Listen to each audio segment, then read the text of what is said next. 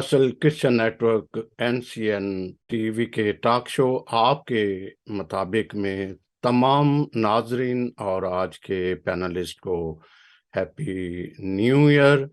खुदा करे कि ये 2023 आपके लिए ढेरों खुशियां लेकर आए। 2022 कुछ घंटों बाद ही माजी का हिस्सा बन जाएगा।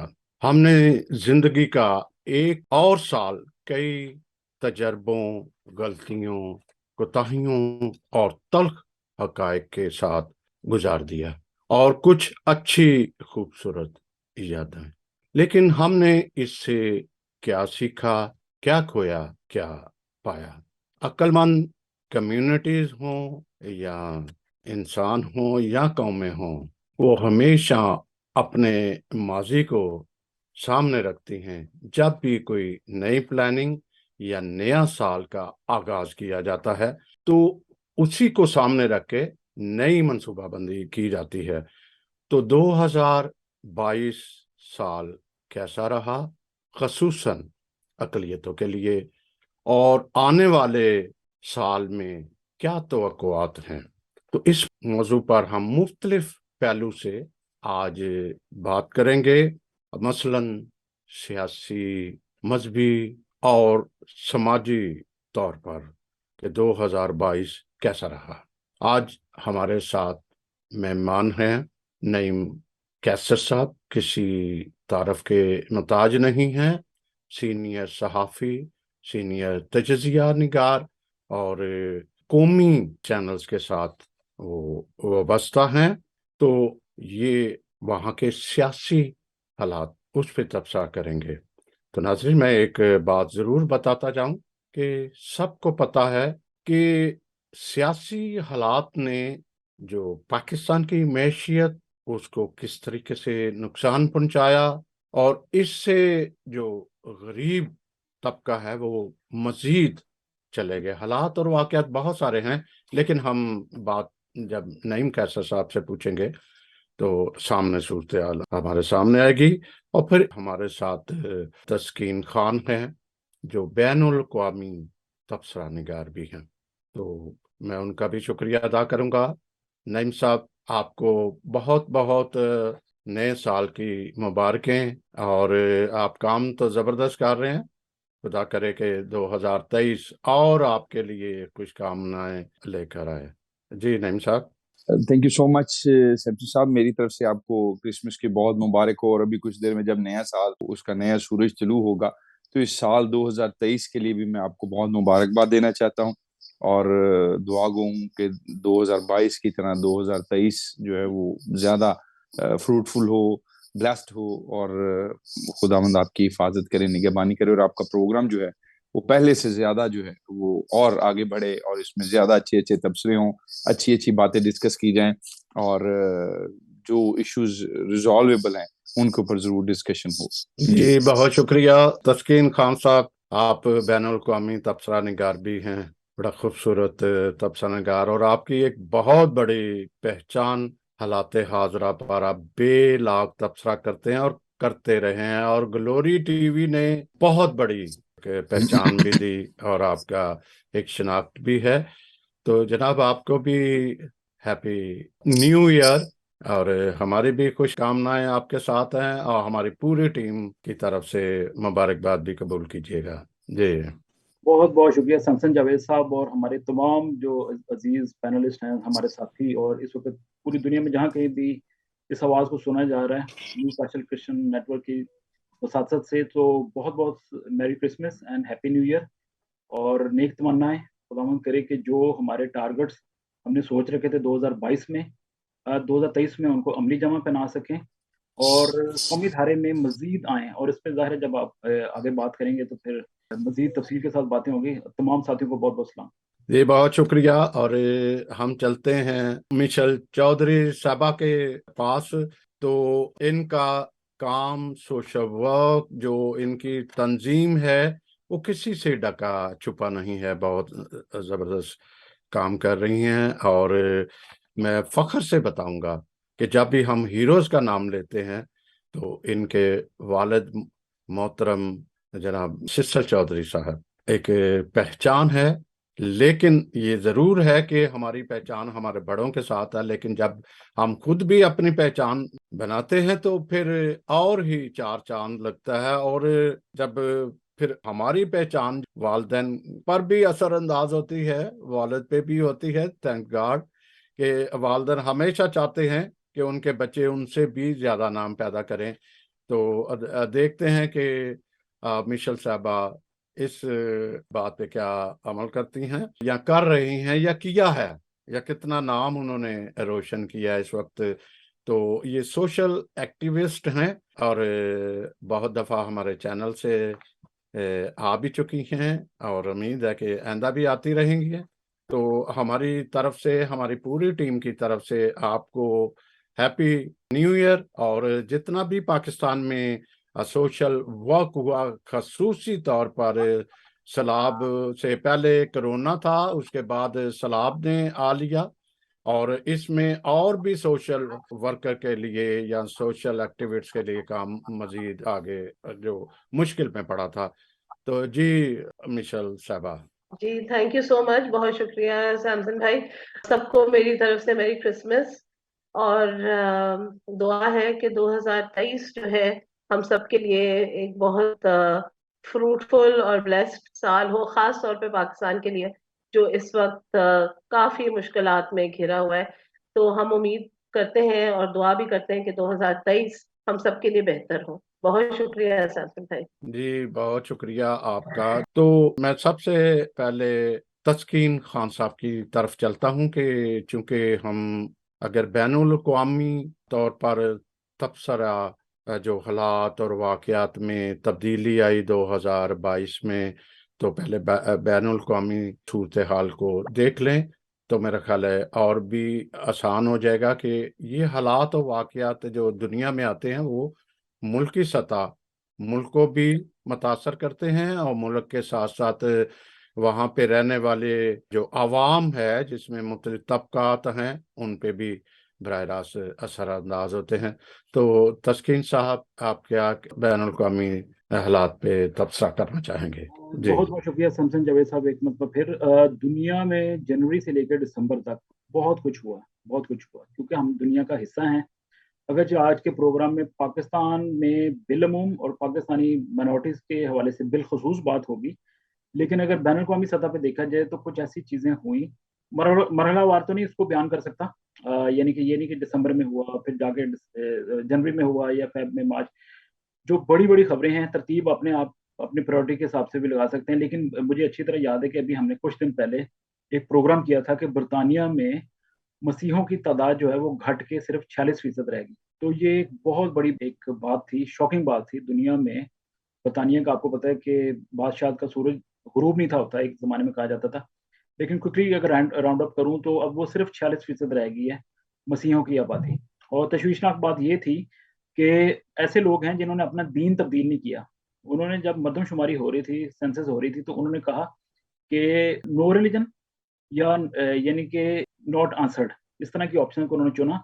इस तरह वो ऑटोमेटिकली मसीही कंसिडर ही नहीं हुए या उस काउंट में आए नहीं। तो ये एक बहुत बड़ी तशवीशनाक बात थी। फिर बरतानिया की बात करें तो क्वीन एलिज़ाबेथ दोम का इंतकाल हुआ, और इसी साल उन्होंने अपनी प्लैटिनम जुबली भी बनाई थी। 70 साल हो गए थे उनको तख्त के ऊपर, जो कि सबसे ज़्यादा तवील बरतानिया में राज रहा है किसी का। और फिर उसके बाद उनके जो बड़े साहबजादे हैं किंग चार्ल्स 3, वो अब बादशाह बन गए हैं।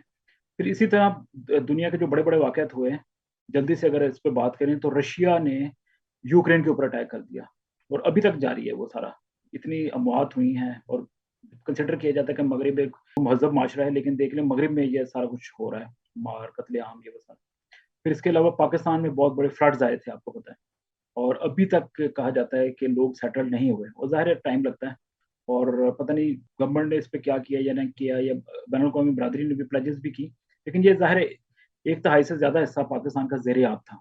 तो ये अपने आप में बहुत बड़ा डिज़ास्टर है या था। तो इसके अलावा आपको पता है कि ईरान के अंदर भी बहुत कुछ हुआ है, अफ़गानिस्तान के अंदर भी, ईरान के अंदर भी। अभी अफ़गानिस्तान में तो तालिबान ने कह दिया कि जो ख़वातीन हैं वो यूनिवर्सिटीज़ नहीं जा सकती, वहाँ पे मुख्तलिफ इदारों में काम नहीं कर सकती। तो अब ईरान के अंदर भी आपको पता है कि एक नौजवान खातून महसा अमीनी, उन्होंने सिर्फ स्कार्फ नहीं था पहना हुआ, तो इसकी वजह से उनकी जान चली गई। जो सो कॉल्ड मॉरल पुलिस है, उसने उसके खिलाफ पूरा ईरान उठ खड़ा हुआ है एक तरह से, और लोग अभी तक प्रोटेस्ट कर रहे हैं। और फिर इसी तरह एक British Iranian woman Nazanin Ratcliffe जो हैं, वो आपको पता है कि कई सालों के बाद आज़ादी हासिल करके वापस बरतानिया आ गई थी। तो बहुत दुनिया की बड़ी शख्सियत जो हैं, ख़ास तौर पे अगर पाकिस्तान की बात करें तो Pakistan is a cricket loving nation और म्यूज़िक को बड़ा पसंद करते हैं। तो 3 बड़ी शख्सियत हैं जो दुनिया से चली गई। बहुत से और लोग भी गए हैं, जैसे शेन वॉर्न थे। फिर इसके अलावा पहले जो कल ही उनकी डेथ हुई, फिर लता मंगेशकर बहुत बड़ी सिंगर हैं, बहुत उनके फैंस थे, तो वो भी इस दुनिया से चली गई। फिर अभी रिसेंटली कतर के अंदर फुटबॉल का वर्ल्ड कप हुआ है। बड़ी तनकीद हो रही थी कि पता नहीं वहाँ पे होना चाहिए या नहीं होना चाहिए, लेकिन बिलाखिर देखा गया कि वो एक सक्सेसफुल वर्ल्ड कप था। फिर इसके अलावा आपने देखा कि बरतानिया में ऋषि सुनक जो हैं, वो उनका ताल्लुक अकलीती बरादरी से है, हिंदू कम्युनिटी से है, लेकिन वो बरतानिया के प्राइम मिनिस्टर बन गए। और पहले वो नॉन वाइट प्राइम मिनिस्टर हैं। फिर 1 साल के अंदर-अंदर हमने देखा कि लिज ट्रस भी आई, फिर बोरिस जॉनसन भी चले गए। तो 1 साल के अंदर 3 प्राइम मिनिस्टर आए, लेकिन सबसे बड़ी बात ऋषि सुनक का प्राइम मिनिस्टर बनना। फिर आगे बढ़े तो दुनिया की आबादी जो है वो ऑफिशियली अब 8 बिलियन हो गई है, 8 बिलियन जो है दुनिया की आबादी। तो इसके अलावा हीट वेव बहुत बड़ी आई थी यूरोप के अंदर, और आपको पता है कि 500 साल का रिकॉर्ड टूट गया, और यूरोप के अंदर और बरतानिया के अंदर, खासतौर पर यूरोप में कहत पड़ गया था, ड्राउट आ गया था। 500 साल के बाद इतना बड़ा हुआ था। और फिर ये है कि अब दुनिया में इन्फ्लेशन है। बरतानिया में हमको पता है कि लोग कहते हैं कि ये ईट या हीट, यानी कितने हालात खराब हैं। और अमेरिका के अंदर भी, बल्कि पाकिस्तान, पूरी दुनिया के अंदर इसका असर पड़ा है। तो कॉस्ट ऑफ लिविंग जो है, और आखिर में मैं ये कहूँगा कि चाइना के अंदर फिर दोबारा खुदा न खास्ता वो एक नया कोई कोविड की किस्म B7 उठ रही है, और दुनिया कंसर्न्ड है कि जो लोग चाइना से आ रहे हैं अब उनको कैसे रोका जाए। फरवरी में सारा कुछ वो ऑलमोस्ट ठीक हो गया था कि लोगों ने मास्क उतार दिए, आम जिंदगी डगर पे आ गई। अब खौफ वो आ रहा है कि खुदा न खास्ता फिर दोबारा कुछ ना हो जाए और दोबारा हमें वही उस किस्म की पाबंदियों को सामना ना करना पड़े, खुदा ना करे। तो ये एक छोटा सा ग्राउंड तस्किन साहब, एक और भी बात है कि इस्लामी ममालिक में काफ़ी तब्दीली देखने आई हुई, जैसे सऊदी अरब में या दुबई में इस दफ़ा खाना काबा से एक खातून ने मेरी क्रिसमस का खसूसी पैगाम दिया। ये पहला मौका है, ये ठीक। पहला मौका है। और वहाँ पे सजावट भी जो है ममनू थी, लेकिन वहाँ क्रिसमस ट्री भी देखने में आया। इस तरह बहुत सारे, ओके। और पाकिस्तान में भी काफ़ी क्रिसमस का पहले से बेहतर सूरत जी हाल जी, थी। कैबिनेट ऑफिस के अंदर भी लगा हुआ था, तो पाकिस्तान क्रिकेट बोर्ड के अंदर भी नजम सेठी जी वो सेलिब्रेट किया गया। जी, जी, बहुत शुक्रिया। मजबी तौर पर काफी बेहतर सूरत हाल नजर आई। अब हम चलते हैं अपने सीनियर सहाफी तबसा निगार नईम कैसर साहब की तरफ से। तो नईम कैसर साहब, पाकिस्तान में सियासी सूरत हाल 2022 में तो बड़ी शुरू, अब तक भी यही एक कशमकश है, और सियासी सूरत हाल ने सारे का सारा जो एक सिस्टम है बड़ा बखेर दिया।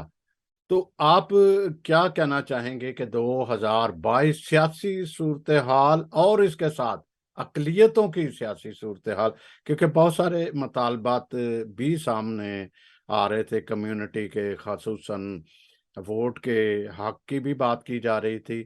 तो आप कैसे देखते हैं 2022 अकलियतों के और मजमूई लिहाज से? जी बिल्कुल ब्रीफली आपको मैं ये कहना चाहता हूँ कि 2022 आपको मालूम है कि पाकिस्तान में बड़ा, आपने जैसे फरमाया कि बहुत ज्यादा सियासी हलचल का साल था, और इसमें आपको मालूम है कि एक गवर्नमेंट को जो है एक डेमोक्रेटिक रेजोल्यूशन, मतलब एक प्रोसेस के जरिए उसको हटा दिया गया, और फिर दूसरी गवर्नमेंट आ गई। एक तो ये हुआ, लेकिन इसके अंदर जो, क्योंकि हम मिनॉरिटीज के ऊपर हमारी प्रायोरिटी है बात करना, अकलीतों के साथ पाकिस्तान के अंदर जो सूरत हाल है उस हवाले से हम बात कर रहे हैं, तो मेरा ये ख्याल है कि पाकिस्तान को 2022, 2021, 2020, 2019 और इसी तरह 2018 के जो इलेक्शन के बाद जो सूरत हाल है वो बहुत ज़्यादा मिनॉरिटीज़ को डैमेजिंग सिचुएशंस जो है वो सामना उनका करना पड़ा है। और अल्टीमेटली अब जब एक सियासी जमात PTI की हुकूमत नहीं है, तो इसका कंक्लूजन ये है कि पाकिस्तान में जो मिनॉरिटीज़ की जो एक अच्छी खासी मौसर आवाज़ के लिए बड़ा काम किया गया था, और वो आवाज़ एक हद तक बन भी गई थी, और इश्यूज़ को जो है वो नेशनल लेवल पर पाकिस्तान में मिनॉरिटीज़ के लोग जो है उठा भी रहे थे, तो अब उस आवाज को दबाने में या उसको मैं समझता हूँ कि पुश बैक करने में पीटीआई ने बहुत किरदार अदा किया, और अब उस तरह से एक तवाना आवाज जो है वो नेशनल लेवल के ऊपर, बिल्कुल सेनेटर्स नेशनल असेंबली में, अरकान कौमी असेंबली, ये सारे जरूर मौजूद हैं, लेकिन वो आवाज जो है, वो जो बड़ी तवाना आवाज जिसका मैं बिल्कुल बगैर किसी झिझक के ये कहना चाहता हूँ कि शहबाज भट्टी साहब की जब उन्होंने वजारत ली अक़लीती अमूर की पाकिस्तान में, आपको मालूम है, तो उसके बाद एक बड़ी तवाना आवाज जो है वो वफाकी सतह पर बन गई थी, और उसके दौरान बड़ी अच्छे तरीके से जो माइनॉरिटीज को या अक़लीतों को जो मसाइल दरपेश थे उसके ऊपर बात होना शुरू हो गई थी। लेकिन जब ये थोड़ा आगे चलें, फिर पीएमएलएन की गवर्नमेंट आई, पीपल्स पार्टी की आई, पीएमएलएन की आई, उसमें भी इस चीज को बरकरार रखा गया। लेकिन जब पीटीआई की हुकूमत आई तो उसके दौरान जो है वो वफाकी सतह पर मसीहियों को कोई नुमाइंदगी नहीं दी गई। और मैं आपको जरूर ये कहना चाहता हूँ कि शायद अगर आपको कोई इसमें इख्तलाफ भी हो तो मैं जरूर इसमें ये कोट करना चाहता हूँ कि यहाँ तक हुआ कि इमरान खान साहब जो वजीर आजम थे, उनके साथ कुछ पास्टर्स, बिशप साहबान और कुछ सोशल जो वर्क करने वाले मसीही अकाबरीन थे, उनकी मुलाकात एक अरेंज की गई प्राइम मिनिस्टर हाउस इस्लामाबाद में। तो वहाँ जैसे ही जो ऐनी शाहिदीन के मुताबिक कि जैसे ही वज़ीर आज़म इमरान खान कमरे में तशरीफ़ लाए तो उन्होंने बुलंद आवाज़ से वज़ीर आज़म ने ये कहा कि अगर आप ये कहने आए हैं कि किसी अक़लीती यानी मसीही रुकन कौमी असेंबली को, और जिसमें उन्होंने एक खातून का यानी शनीला रूत साहबा का नाम भी लिया कि इनको वफाकी वज़ीर बनाया जाए, तो बराए मेहरबानी मैं आपसे मिलना नहीं चाहता। और उन्होंने कहा कि मैं फिर इस कमरे से बाहर चला जाऊँगा। ये वज़ीर आज़म हाउस के अंदर की आपको बात बता रहा हूँ। तो इस तरह से फिर अक़लीती अमूर की वज़ारत जो है वो आपको मालूम है कि उनके दौर में जो है वो उसके ऊपर कोई मसीही जो है वो नहीं सामने आ सका, और उसकी वजह से ये मेरी एक ज़ाती आरा है, इससे इख्तिलाफ करना आपका राइट है। बहुत सारे मसाइल जो हैं वो दब गए, बहुत सारी चीज़ों के ऊपर आवाज़ उस तरह नहीं उठाई जा सकी, और मसाइल जो हैं वो इसी तरह दगरगूं जो सूरत-ए-हाल है वो काफ़ी बैकअप पे चली गई। अब उसके बाद आपने ये फरमाया कि जो हमारी सियासी सूरत-ए-हाल के साथ मुआशी सूरत-ए-हाल, आपको मालूम है कि मुआशी सूरत-ए-हाल पाकिस्तान में मसीही जो हैं और दीगर जो अक़लीतें हैं, उनका सोशल स्टेटस जो है उससे वो कोई ढका-छुपा नहीं है, ना आपसे, ना मेरे से, ना किसी और से। अब जब हम उनके सोशल स्टेटस की बात करते हैं, हम ये कहते हैं कि पॉलिटिकली उनको कितना फ़ायदा हुआ, कितना नुकसान हुआ। तो आप ये देखिए कि 2022 में जितने इंतखाबात हुए हैं या उससे पहले जितने इंतखाबात हुए हैं, कितनी जमातों ने जो है वो बराह रास्त मिनॉरिटी से ताल्लुक रखने वाले लोगों को जो है वो जनरल सीट्स के ऊपर, मैं बिल्कुल मेरे नज़दीक डुअल वोट, सिंगल वोट, ये वोट का राइट, ये ठीक है, ये अपनी जगह एक इशू है, इसके ऊपर भी डिबेट हो रही है। साबुर राय लोग जो हैं वो उस पर भी डिबेट करते हैं, अपनी आरा देते हैं। लेकिन आप ये देखिए कि हमारे यहाँ कितनी सियासी जमातों ने और किसी भी लेवल पर, इवन बाकी तो चलें कौमी असेंबली, सूबाई असेंबली के जो इंतखाबात हैं, जो जनरल इलेक्शन हैं, बल्दियाती इलेक्शन जिनको आप कहते हैं, जनरल काउंसलर्स के इलेक्शन, उसपे आप देखिए कि कितनी सीटों के ऊपर जो है वो लोगों को जनरल सीट्स के ऊपर लड़ाने के लिए या उनको कंटेस्ट करवाने के लिए टिकट दिया है। तो ये नुमाइंदगी जब तक आपको नहीं दी जाएगी और इस तरह आपको पीछे जो है वो धकेला जाएगा और इस चीज़ को डिनाई किया जाएगा कि आपका भी राइट है या आपको भी पॉलिटिकल पार्टी के अंदर वो मुकाम हासिल है जिस तरह दीगर को है। क्योंकि अगर हम डेमोक्रेसी की बात कर रहे हैं, सियासत की बात कर रहे हैं, तो डेमोक्रेसी बड़ी ज़रूरी है, और अगर डेमोक्रेसी में हम उन लोगों को जो है मुकाम नहीं देंगे, उनको राइट नहीं देंगे, राइट ऑफ वोट नहीं देंगे, राइट ऑफ कंटेस्ट नहीं देंगे, तो फिर मैं समझता हूँ कि तवाना आवाज़ नहीं बन सकती और मसाइल उजागर नहीं हो सकते, और वो सारे काम जो आप और मैं इन सारे फोरम्स के ऊपर डिस्कस करते हैं, ये अल्टीमेटली इनका फोरम जो है वो अगर डेमोक्रेसी है तो फिर पार्लियामेंट है, और अगर पार्लियामेंट में हमारी आवाज़ नहीं है और इसी तरह दीगर जो इलेक्टेड जहाँ रिप्रेजेंटेटिव्स होने चाहिए वहाँ आवाज़ नहीं है, तो फिर हम ना इन मसाइल को उठा सकते हैं, उजागर कर सकते हैं, ना इनका हल ले सकते हैं। अच्छा, दूसरी बात, अगर एक ये भी मैं ज़रूर इसमें कहना चाहता हूँ कि हमारे सोशल सेक्टर पे काम करने वाले लोग, हमारे एनजीओ सेक्टर में काम करने वाले लोग, वो बड़ी तवाना आवाज़ है, बड़ी मज़बूत आवाज़ और बड़े इश्यूज़ वो उठाते रहते हैं। लेकिन अल्टीमेटली जब तक लेजिस्लेशन नहीं होगी, तो वो लोग भी कहाँ तक अपनी आवाज़ को जो है वो उठा सकेंगे, कहाँ तक वो मसाइल को उजागर कर सकेंगे। अगर वो मसाइल उठा भी लेते हैं, मिसाल के तौर पर कम उम्र शादियों का इशू है, वो जितना मर्ज़ी सारी एनजीओज़ मिलके ज़ोर लगाती रहें, जब तक हमारी एक तवाना आवाज पार्लियामेंट में नहीं होगी और वो ये नहीं बावर कराएगी हुक्मरानों को और दीगर सियासी जमातों को कि हमें इसके ऊपर लेजिस्लेशन करनी है, हमारी रिक्वायरमेंट है कि लेजिस्लेशन हो और किसी 19 साल नईम साहब, माजरत के जी साथ जी जीवा ने जो एक बिल जमा कराया इसके लिए 18 साल एज का, जी इसमें मैरिज 1872 का जो मैरिज एक्ट है, क्रिश्चियन मैरिज एक्ट है, उस बारे में या अकलियतों के बारे में कोई कानून साजी कुछ देखने में आई? खसूसन इसका भी आप जरूर बताइएगा कि जीवा नवीद अहमद जीवा ने जो बिल जमा कराया वो स्टैंडिंग कमेटी में अभी तक मेरा ख्याल है पड़ा हुआ है, उसका हल नहीं हुआ। तो उसके बारे में फिर साथ ये भी बताइएगा कि क्रिसमस के रोज जो प्राइम मिनिस्टर हाउस में एक क्रिसमस डिनर हुआ जिसमें उन्होंने काफी प्रॉमिस भी किए, फिर नेशनल माइनॉरिटी कमीशन की बात भी की कि असेंबली से पास कराया जाएगा। इसका जरा कानून साजी की भी जरूर बताइएगा कि क्या सूरत हाल रही। जी जी मैं बिल्कुल मैं यही गुजारिश कर रहा हूँ कि कानून साजी तभी होगी जब आपके लोग वहां पर होंगे, आपकी बात करने वाले होंगे।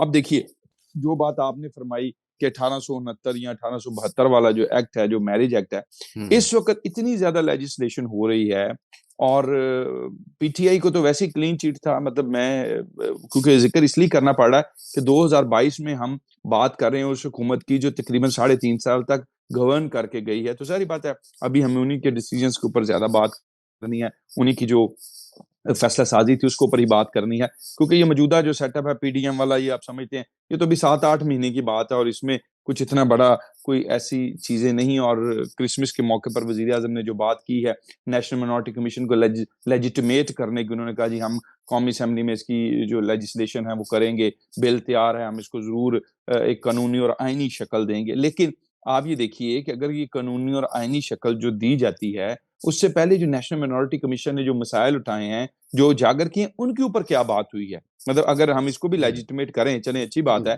लेकिन उनकी तरफ से जो उठाए गए मसाइल हैं, जो उठाई गई बातें हैं, आप देखिए कि यहाँ एक मंदिर जो है वो जल जाता है, उसके ऊपर एक रेजोल्यूशन आती है उस कमेटी के अंदर, वो रेजोल्यूशन जो है वो वीटो कर दी गई। उसको कहा गया कि नहीं, ये वजारत मजहबी अमूर जो है वो इसके ऊपर कोई एक्शन नहीं ले सकती उनकी रेजोल्यूशन के ऊपर। उसी के बाद और एक दो इस तरह के इंसिडेंट हुए, ये कम उम्र शादियों वाला जो मामला हुआ। तो अभी गुजारिश ये है, मैं जिस बात के नुक्ते के ऊपर जो सारी ये बात आपने भी वही बजा तौर पर फरमाई है कि जब तक लेजिस्लेशन नहीं होगी, जब तक पार्लियामेंट में आपकी तवाना आवाज नहीं होगी, जब तक आपके लोग जो हैं वो आवाज उठाने वाले नहीं होंगे। देखिए जीवा साहब जो हैं, is also part of a parliament, he is a member of national assembly, रुकन कौमी असेंबली है। तो अगर आज उन्होंने बिल जमा करवाया है तो जाहिर बात है किसी न किसी जगह तक, किसी न किसी मंतक तक तो पहुंचेगा, इसका कोई मंतकी हल या अंजाम तो होगा। आज अगर इसमें डिबेट हो रही है, आज अगर इसके जवाब में ये कहा जाता है कि सिंध के अंदर जो है वो 18 साल से कम उम्र की बच्ची की शादी नहीं हो सकती या बच्चे की शादी नहीं हो सकती, और उसी तरह का एक बिल जो है वो पंजाब में लाने की कोशिश की जाती है, तो मैं यही गुजारिश करना चाहता हूं या कर रहा हूं कि जब तक आपको तवाना आवाज नहीं दी जाएगी, आपके लोगों को दबाया जाएगा, आपको नुमाइंदगी नहीं दी जाएगी और ये बांगे दोहल कहा जाएगा कि जी कोई मसीही जो है उसको हम फेडरल मिनिस्टर नहीं बनाएंगे, ठीक है जी, ताकि ये ना हो कि अकलीती अमूर की एक वजारत हो और उसमें फिर उस तरह के इशू सामने आए जो पहले उठाए जाते रहे हैं, चाहे वो किसी भी सेक्टर की तरफ से उठाए जाते रहे, और उसके ऊपर हमें कोई फैसला ना करना पड़े। तो जब आप आवाज ही नहीं देंगे किसी को तो फिर फैसले की तो नौबत आएगी नहीं। नहीं साहब, मजीद बात करेंगे फिर। अब हम मिशल साहबा, जी मिशल साहबा, पाकिस्तान में माशी सूरत हाल जो बड़ा बदहाली का शिकार है, होशरबा, वहाँ महंगाई, फिर कोरोना भी आ गया, सैलाब भी आ गया, और बहुत कुछ ऐसा हुआ। ज्यादातर मुल्क जो है वो हड़तालों का या धरना का या मार्च का दौर रहा 2022। तो इसमें जाहिर है कि ये समाजी, माशी, माशरती सारा एक असरअंदाज होता है। तो आप एक बाकायदा अमली तौर पे काम कर रही हैं, तो इसमें क्या आपने देखा कि 2022 बड़ा अच्छा रहा या बड़ी मुश्किलात का शिकार रहा? सोशल एक्टिविस्ट का बड़ा किरदार होता है, आप इसके साथ साथ ह्यूमन राइट एक्टिविस्ट भी हैं।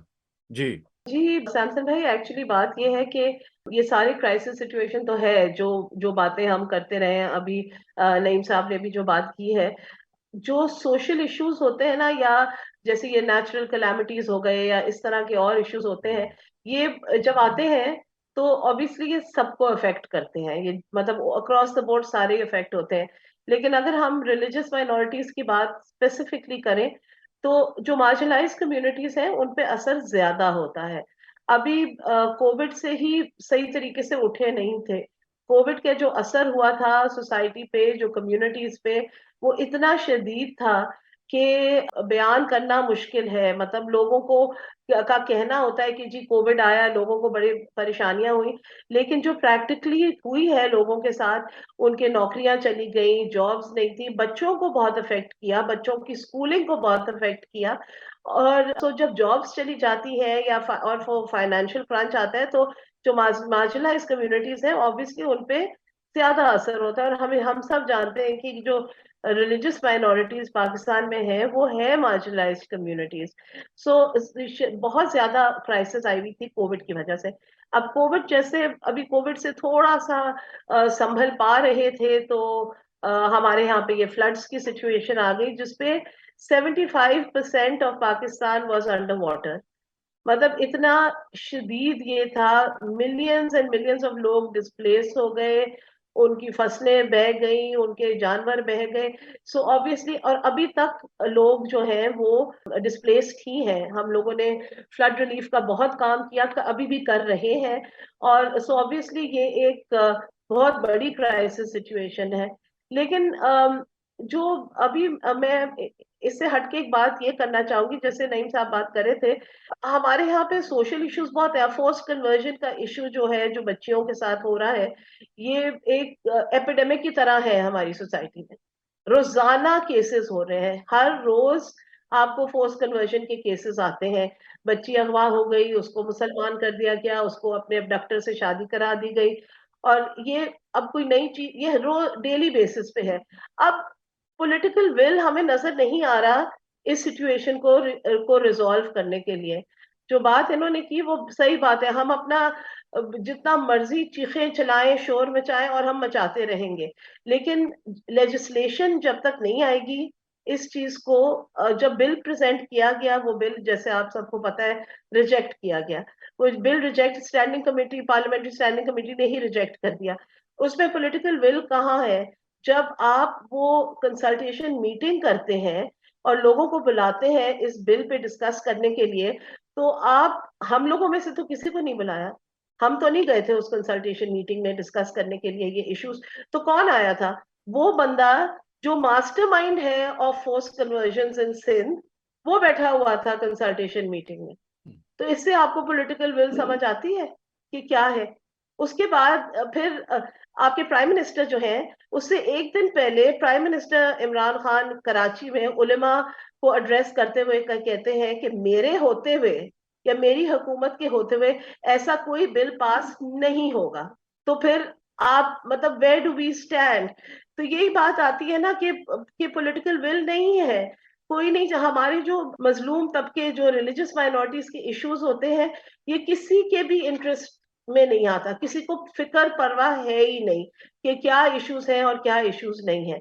और फिर अब इवन फॉर एग्जांपल, अब we come back to floods.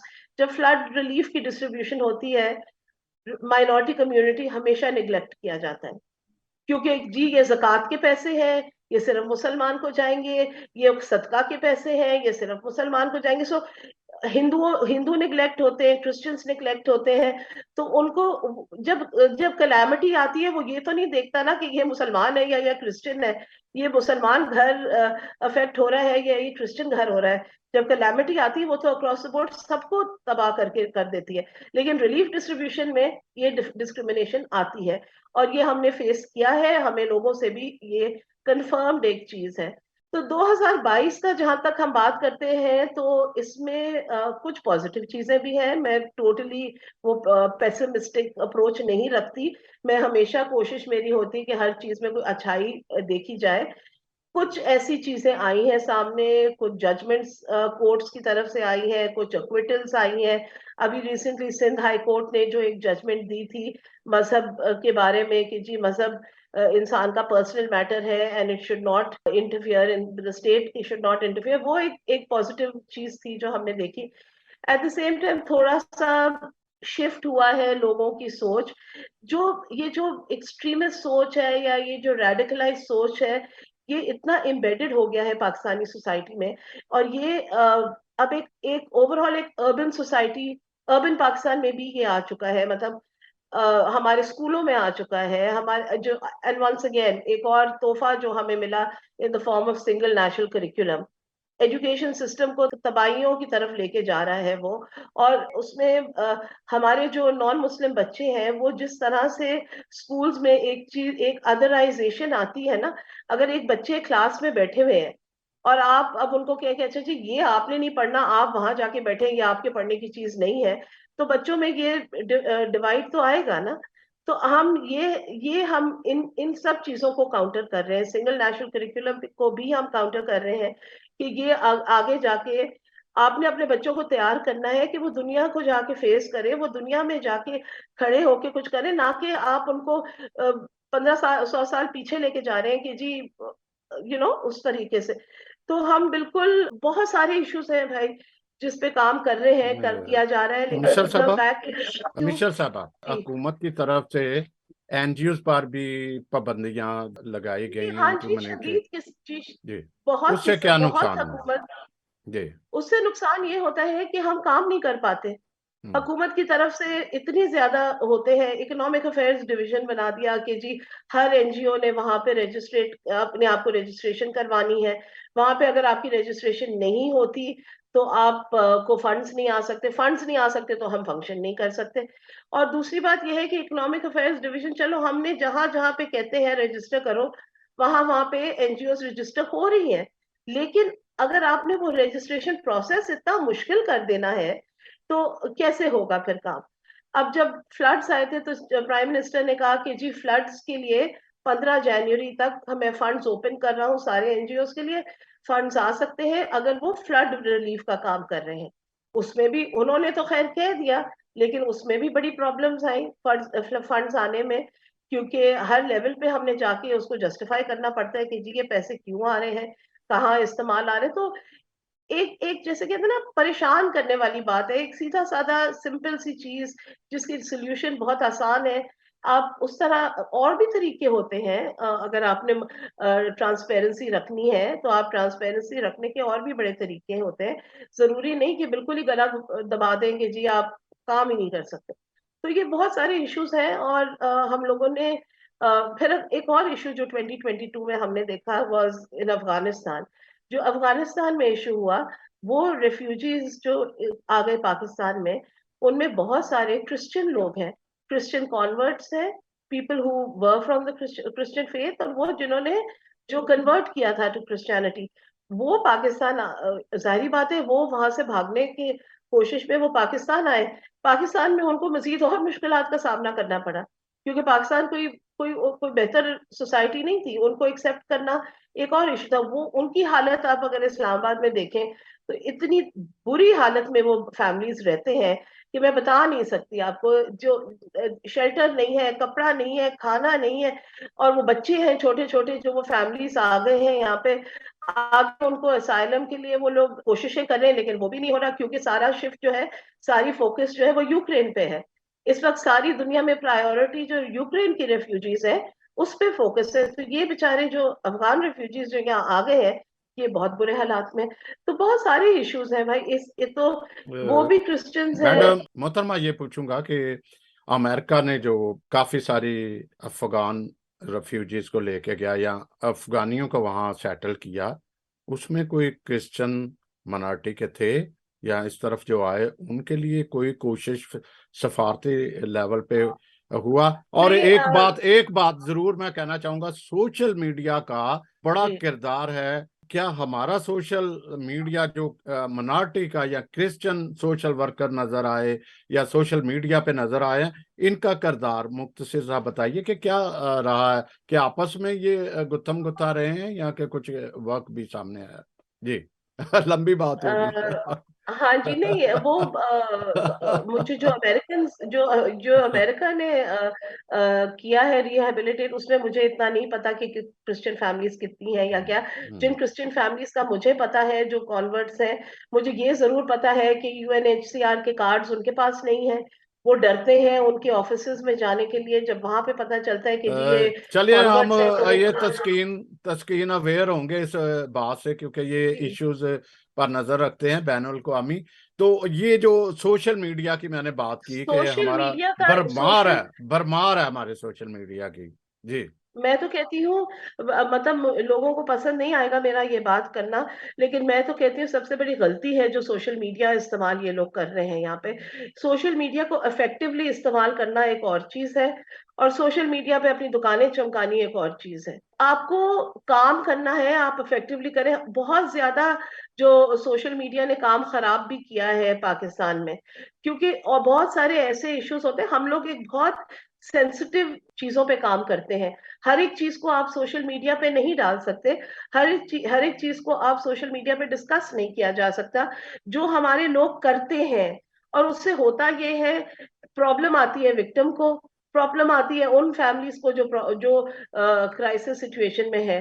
तो मैं तो कहती हूँ, हम लोग तो सैमसंग भाई हम ट्रेनिंग करते हैं अपने लोगों की। मैंने तो वर्कशॉप्स होल्ड किए हुए effective use of social media, ताकि सिखाया जाए भाई कि सोशल मीडिया को आप इफेक्टिवली कैसे इस्तेमाल कर सकते हैं, जी क्योंकि बहुत मिसयूज होता है। बहुत शुक्रिया। आगे बात करते हैं जी तस्कीन, क्योंकि ये हमारा वो मरहला जो हम 2023 में क्या तवक्कुआत हैं उसकी तरफ जाना है। अगर आपके पास इंफॉर्मेशन है ये अमेरिका वाली जो मैंने बात की, तो प्लीज वो भी बताइएगा। और अब हमें थोड़ी मुख्तसर बात करनी है। जी जी जी जी ये जो स्पेसिफिकली आपने पूछा अमेरिका का, अमेरिका से ज्यादा मुझे इंग्लैंड का आइडिया है, क्योंकि जी आपको पता है 1 लाख के करीब अफगान को खाली बरतानिया में लाया गया था खसूसी परवाजों के जरिए, आर्मी के जरिए। उस पर कोई ऐसा डेटा मौजूद नहीं है, ना ही यहाँ पे आपको पता बताया जाता है कि उसमें कितने जो है वो नॉन मुस्लिम थे, यानी मसीही थे या यजीदी थे या कौन थे। नहीं, लेकिन मसीह आए भी नहीं, अगर होते तो हमें होते तो शायद पता चल जाता, उसका। जी क्योंकि किसी चर्च के अंदर हमने नहीं देखा जहाँ पे नहीं हम्म देखा। जो हम्म हमारा मेन टॉपिक है उसकी तरफ अगर वापस चले जी जाएं। जी जी जी हाँ जी, कि 2022 जो है, क्योंकि ये जो मसले हैं ना, मुझे मिशेल साहब की बात से भी और नईम भाई की बात से भी अंदाजा हुआ कि ये मसले हम्म ज्यादा हैं कि उसको 2022 में क्या 2001 में, 23 में आया जाएगा। हाँ वो जी 23 में भी तो शायद हम क्या डिस्कस है। करते रहेंगे। जी और ये क्योंकि ये 2022 में हमने एक चीज सीखी, और ये इमरान खान साहब पता नहीं चाहते या ना चाहते हुए भी हमें सिखा गए हम्म कि पाकिस्तान के अंदर इक़्तिदार किसका है हमेशा हम्म से 75 सालों में। क्योंकि 14 हम्म अगस्त को 2022 में पाकिस्तान 75 साल का हो गया, लेकिन हम्म उसकी पाकिस्तान की हरकतें देखें, बॉडी लैंग्वेज देखें, कभी भी 75 साल जो होता है एक बुजुर्गी की उम्र होती है। कोई हम्म ऐसी आपको नजर हम्म नहीं आएगी कि ऐसी अदा है 75 सालों वाली। लेकिन हम्म खान साहब की गवर्नमेंट गई, फिर खान साहब के दौर में तो वाकई कोई भी अकलीती बंदा नहीं था जो हम्म इस मसनत पे फायज होता, जैसे नईम साहब फरमा रहे थे। लेकिन मौजूदा गवर्नमेंट के अंदर भी जीवा साहब का आपने नाम लिया, वो भी किसी मसनत के ऊपर नहीं है। अभी तो उनकी गवर्नमेंट नहीं है खान साहब की, अभी तो हम्म पीएमएलएन की या पीपल्स पार्टी या तहादियों की है। उन्होंने भी अकलीतों को ऊपर नहीं लेके है। मुख्तसरन मैं बता देता हूँ ताकि हम अपने वो अगर कहते हैं स्टिक रहे हैं अपना जो टॉपिक था हम्म 2022 में हमारे साथ क्या हुआ। जनरली बात करें तो बाजवा साहब बड़ी मशहूर शख्सियत रहे, अहमद जावेद बाजवा साहब, फिर वो चले गए, अब उनकी जगह नए आर्मी चीफ आ गए हैं। फिर अरशद शरीफ, हम चूंकि बहुत इंसाफी भी बैठे हुए यहाँ पे, अरशद शरीफ का कत्ल हुआ तो एकदम डर लगा कि पाकिस्तान में आवाज उठाना कितना मुश्किल काम है। और एक चीज हुई, अकलीतों को कुछ नहीं हुआ, एक ट्रांसजेंडर कम्युनिटी थी, उनके लिए एक हॉटलाइन बनी। अब ये भी नहीं पता कि वो चली है कि नहीं चली। और इंग्लैंड, ऑस्ट्रेलिया, न्यूजीलैंड की क्रिकेट टीमें जो है वो पाकिस्तान गई, थोड़ा सा पॉजिटिव इम्पैक्ट आया। स्पेसिफिकली बात करें पाकिस्तानी क्रिश्चियन कम्युनिटी के हवाले से, मुझे मिनॉरिटी लफ्ज कहते हुए थोड़ा सा इसलिए भी अजीब लगता है, क्योंकि जब ब्लास्फेमी लॉज की बात आती है, आपको पता है ना हिंदू बात करते हैं, ना सिख बात करते हैं, ना पारसी बात करते हैं, सिर्फ मसीही बात करते हैं। अब तो मुझे चिढ़ होने लग गई इस लफ्ज से कि माइनॉरिटी। हिंदुओं को देख लें आप, पाकिस्तानी कभी वो बात नहीं करेंगे कि हमें सीटें चाहिए नहीं चाहिए। ये मसीही ही मुतहरक नजर आते हैं आपको, जो डिमांड भी करते हैं कि जनरल सीटों के ऊपर हमें मौका दें। ना सिख इस पे बात करते हैं, ब्लास्फेमी लॉज का मैंने जिक्र कर दिया, उसके ऊपर कोई बंदा बात नहीं, आवाज नहीं उठाता। हमारे ही लोगों की शादी हुई, शबाद भट्टी शहीद साहब, मिशेल साहब के वाले साहब के साथ वो बड़े क्लोज थे, सरसद चौधरी साहब के साथ, शबाद भट्टी शहीद। अब उनके नाम के ऊपर पाकिस्तानी मसीहों के लिए काम है, कुछ पाकिस्तान से बाहर हुए हैं। जैसे अब उनके नाम के ऊपर एक पार्क बन गया 2022 में कनाडा के अंदर, उसका नाम है शबाद भट्टी पार्क। फिर इसके अलावा पाकिस्तान में इकबाल मसीह, एक आपको पता बच्चा था, शहीद हो गया, बॉन्डेड लेबर, उसको पिछले साल तमगा शुजात मिला था। फिर इसके अलावा आकाश बशीर आपको पता है योनाबाद में जब ट्विन ब्लास्ट हुए थे, तो उस बच्चे के लिए अब कहा जा रहा है कि वो एक प्रोसेस शुरू हुआ है कैथोलिक चर्च के अंदर कि वो शायद सेंट बन जाए। वो प्रोसेस का आगाज हो गया, ये 2022 में हुआ।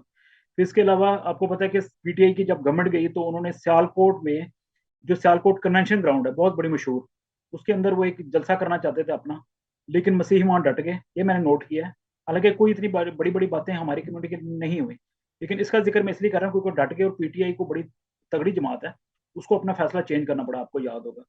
फिर कुछ दिलखराश वाकया भी पेश आए पेशावर में इस साल, आपको पता है 2022 में रेवरेंड विलियम स्वराज थे, वो इबादत करके जा रहे थे तो उनको वहां शहीद कर दिया गया था, गोली मार दी गई। फिर उनकी हमने देखा कि जसदे खाकी जो था वो खून में लथपथ गाड़ी में देखा गया।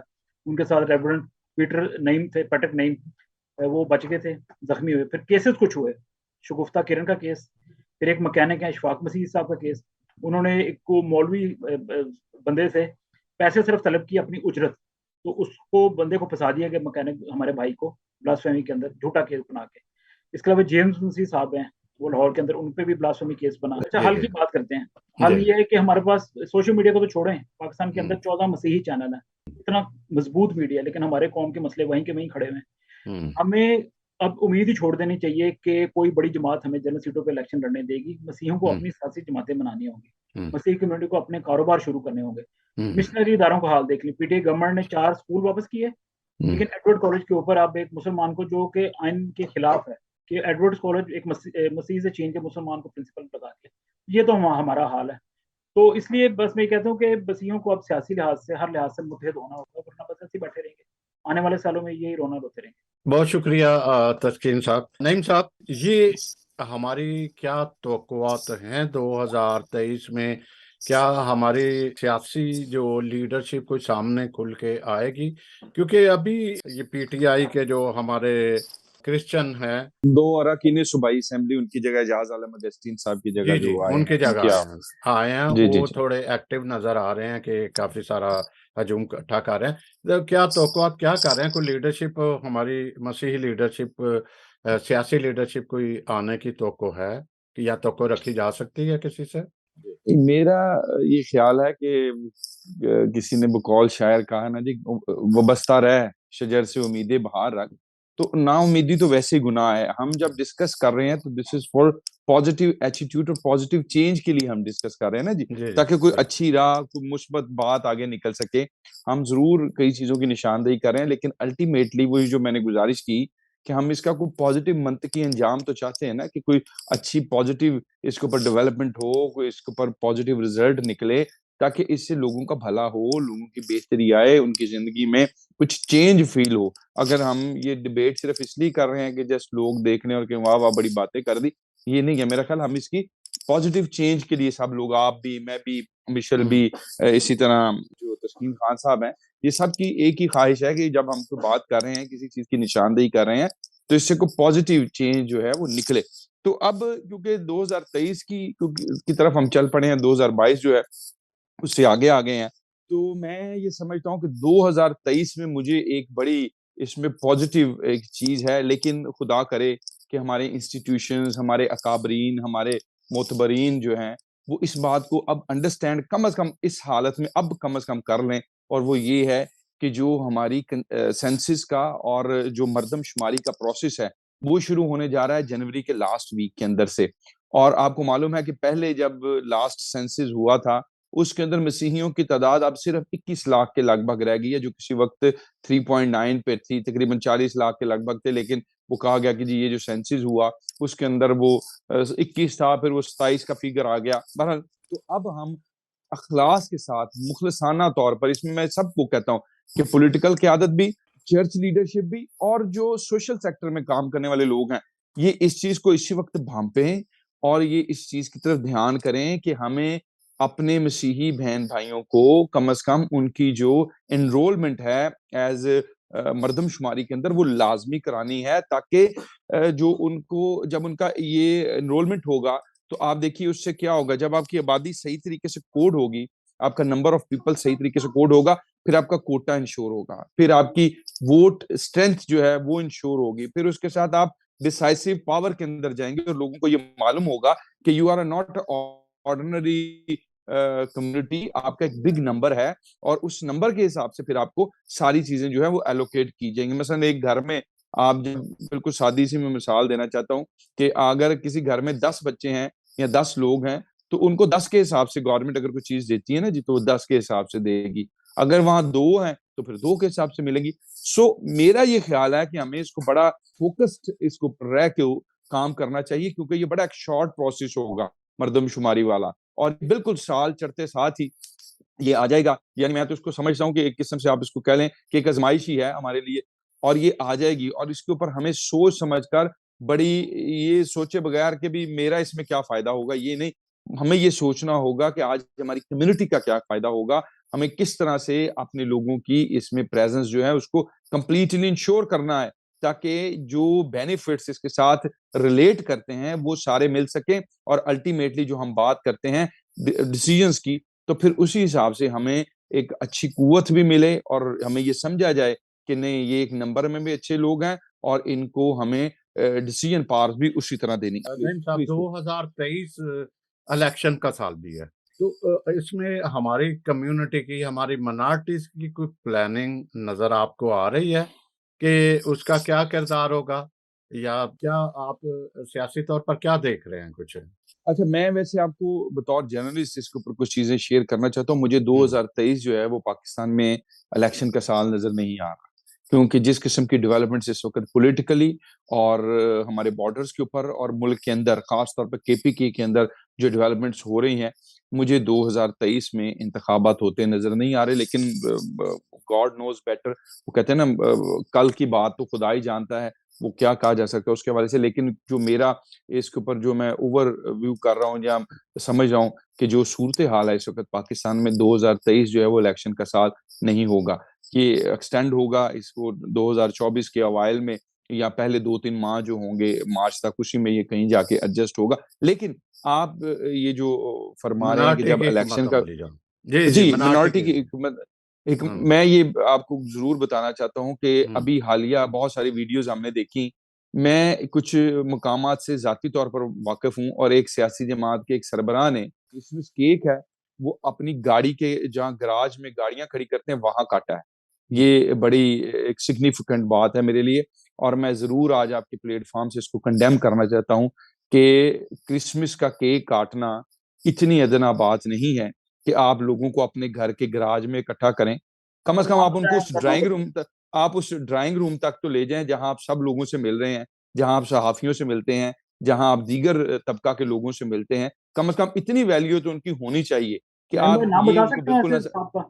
बिल्कुल, आप मेरी बात से आप, मैं ये चाह नहीं रहा कि हम किसी को ऐसे जाती तौर पर ये लगे कि शायद मैं बता देता हूँ। चले, इमरान खान साहब ने अभी जो अपना केक काटा है, पीटीआई के चेयरमैन है, उन्होंने अपने घर के गराज में केक काटा है, ये काबिल और उस ड्राइंग रूम में, ये काबिल उस घर के, नहीं, मैं इसीलिए तस्लीम भाई, मैं आपसे गुजारिश कर रहा हूँ कि हम जब लोगों को इतने इतने बड़ा मतलब उनको नाम देते हैं, हम कहते हैं कि हमारी उम्मीदें और ये सारी वाबस्ता हो जाती हैं। जाहिर बात है, इस पॉलिटिकल सिस्टम से हमारी उम्मीद है।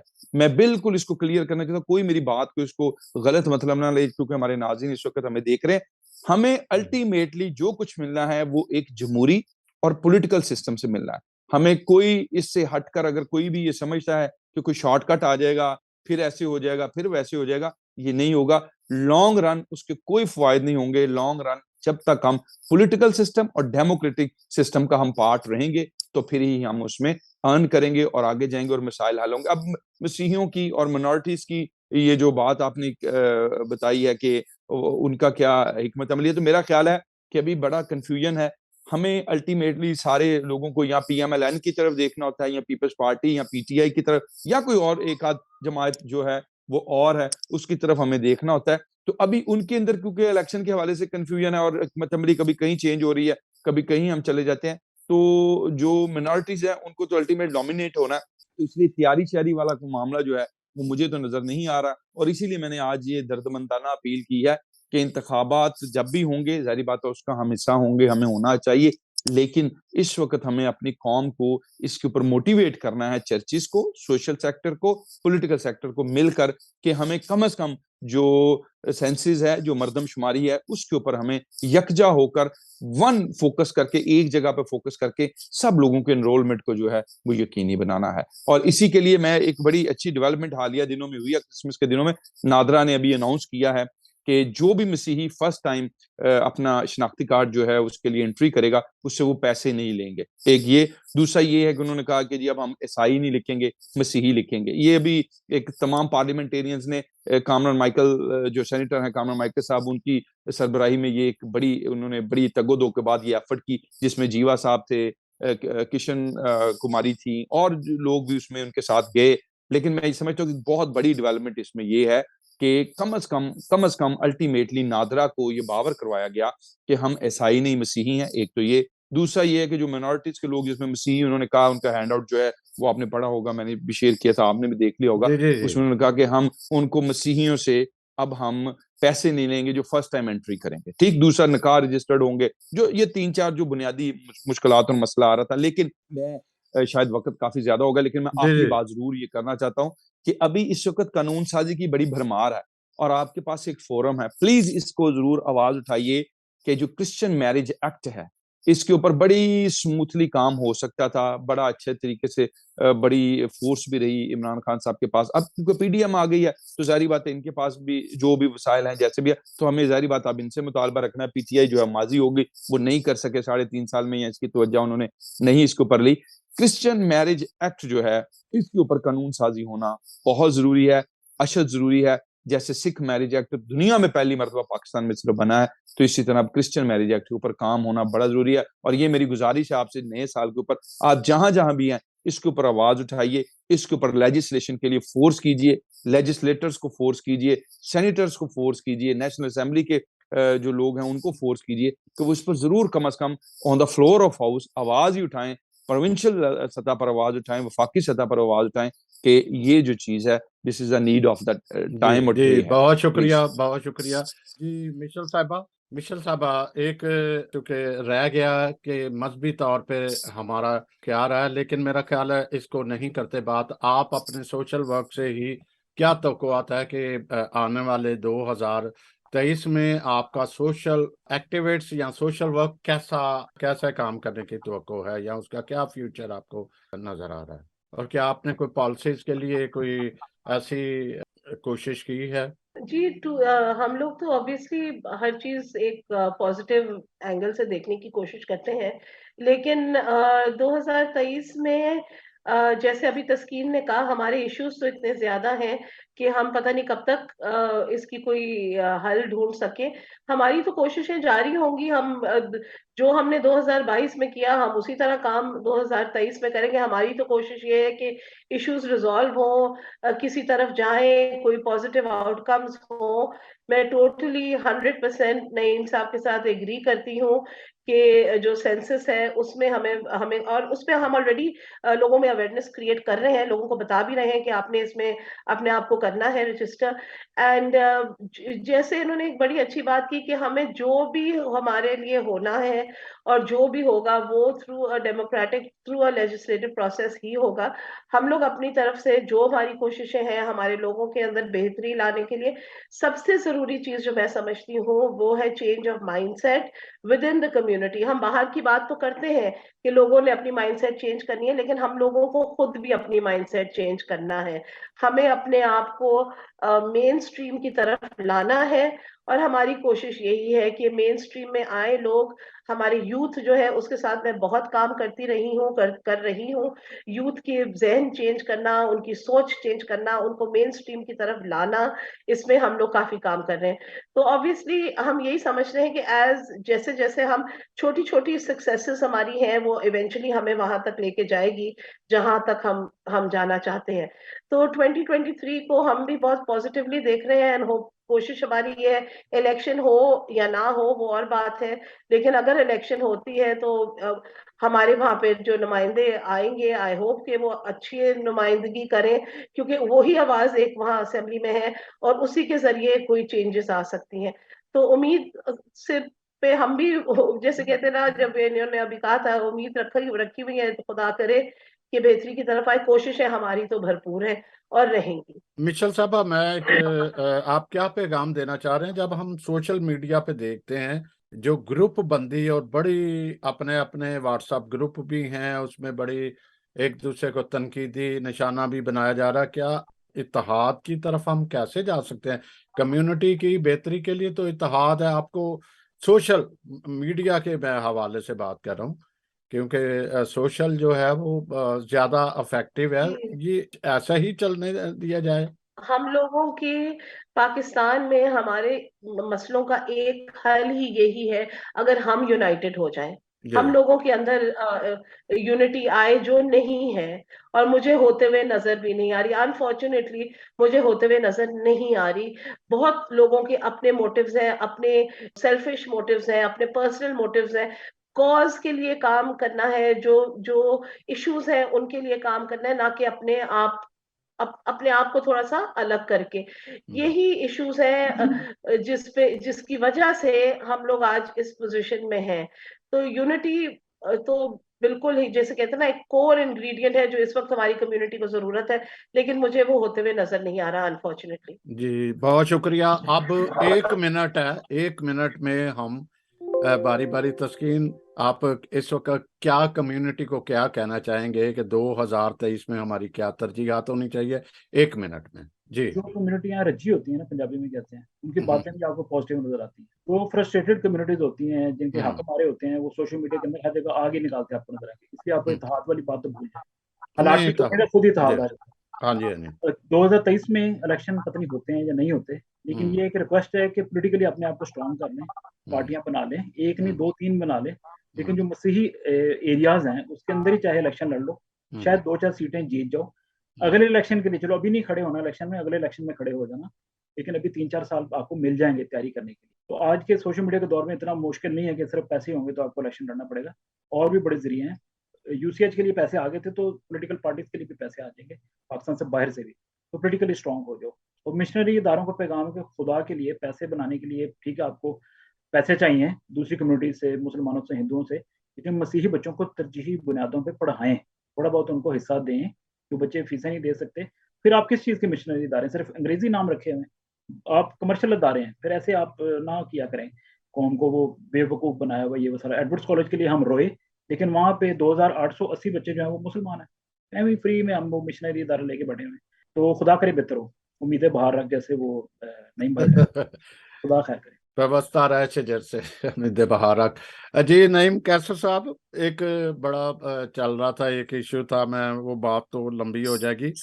गार्डन मेमोरियल के पैसे नहीं जमा कराए प्रेस्बिटेरियन ने, वापस तो करती है हुकूमत, वो नहीं होता। बस ऐसे क्या कि आप इसके बारे में क्या कहेंगे और मैसेज दीजिएगा 2023 के लिए? जी। मेरा सिर्फ मैसेज यही है जी, 2023 के लिए पढ़ें, हम्म, पढ़ें, पढ़ें। और कोई भी चीज जो है हम्म, वो, क्योंकि सोशल मीडिया के आप यहाँ डिस्कस कर रहे हैं और मिशेल साहब ने भी कहा, कोई हम्म, भी चीज तब तक आगे मत फैलाइए जब तक वो कम से कम आपके लेवल पर आप उससे सेटिस्फाई और जस्टिफाई ना। झूठ जो होता है वो उसकी तस्कीन यानी ज़हनी तौर पर हम एकदम से बड़े मुतमईन होते हैं झूठ से, कि ये झूठ आ गया, हम उसको फौरन क्लिक करके आगे भेजने की कोशिश करते हैं। कभी भी झूठ मत फैलाइए, जब तक कम से कम थोड़ी सी तहकीक अपने लेवल पर कीजिए, तालीम हासिल कीजिए, पढ़िए, और कोशिश करें कि जब तक कोई चीज आप उससे मुतमईन ना हो, तजस्सुस में रहिए, तभी इल्म आएगा, तजस्सुस से ही इल्म आएगा। तो खुद आप तजस्सुस रखिए अपने अंदर, कोई भी चीज आपके नॉलेज में आए उसके ऊपर तहकीक कीजिए, कम से कम 2-4 मिनट उसके ऊपर लगाइए और देखिए कि क्या ये वाकई इवेंचुअली इज इट पॉसिबल, ये हुई है नहीं हुई। चाहे वो पॉलिटिकल हो, चाहे वो चर्च लेवल पर हो, चाहे किसी भी तरह से हो, उसको अपने लेवल पर जरूर कशीद कीजिए। इससे ये होगा कि मुआशरे में एक बेहतरी आएगी और आप उस बेहतरी का हिस्सा होंगे। जी, थैंक यू बहुत सो मच। शुक्रिया जी। मिशेल साहबा, आप क्या मैसेज देना चाहेंगे? मैं तो यही कहना चाहूंगी कि जहनियत को थोड़ी सी बदलें। हम अगर डिमांड करते हैं कि हमारे लिए, हमें ये राइट्स चाहिए या हमें हमें ये सारा कुछ चाहिए, तो हमारी अपनी भी कोई रिस्पॉन्सिबिलिटी है। और तो अपनी कम्युनिटी में यूनिटी लाने की कोशिश की जाए, तालीम ऑफ कोर्स उस पे तो फुल फ्लेज फोर्स है। हम तो कहते ही हैं कि तालीम तहफ़्फ़ुज़ है, तालीम तब्दीली है, और इसी को हम आगे लेके जाते हैं। अपनी कम्युनिटी को तालीम दिलवाना, अपने लोगों की जहनियत चेंज करना, माइंडसेट्स चेंज करना, और अपने आप को इतना स्ट्रॉन्ग आप बना लें कि फिर किसी की जरूरत नहीं है कि वो आपको हाथ भी लगाए। तो यही मैं हमेशा कम्युनिटी को यही कहती हूँ कि अपने अंदर तब्दीली लाएं, अपने अंदर चेंज लाने की कोशिश करें, फिर देखें कि कोई आपको कुछ नहीं कह सकेगा अगर आप इतने स्ट्रांग। और मैं इकोनॉमिकली स्ट्रांग होने की बात इस टू दैट एक्सटेंड नहीं करी। आपने अपने आप को, अपनी थिंकिंग को, अपनी सोच को, अपने पर्सन को में तब्दीली लानी है, ताकि आप बेहतर तरीके से अपने बच्चों की परवरिश कर सकें और आप कम्युनिटी की बेहतरी की तरफ भी जा सकें।